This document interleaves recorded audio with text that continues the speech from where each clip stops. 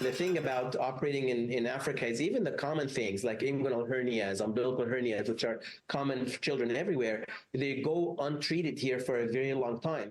In one day, Montreal pediatric surgeon Dr. Sheriff Emil can operate on the head, neck, abdomen, and chest in patients that range from infants to adolescents. He's moved his work from here at the Montreal Children's Hospital to West Africa aboard the Global Mercy ship, a hospital at sea.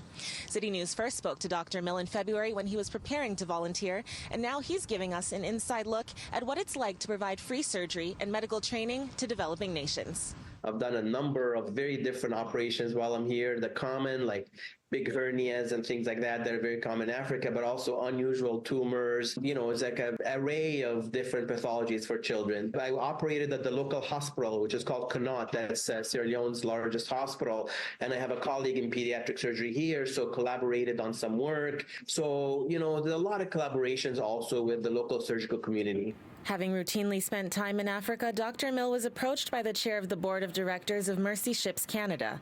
The Montreal children's surgeon has embraced on and off life afloat ever since.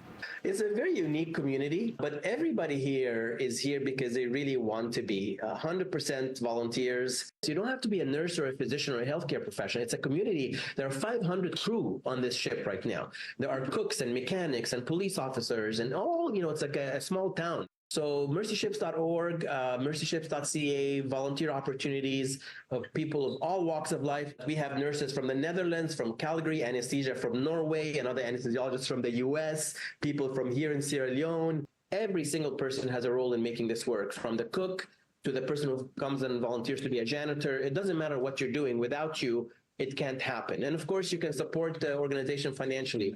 As for what's next, I'm leaving and I'm going to Togo, which is about a 3-hour flight, because there's a child with a very large congenital tumor and nobody there to operate on them. I'm going to Togo to operate on this child.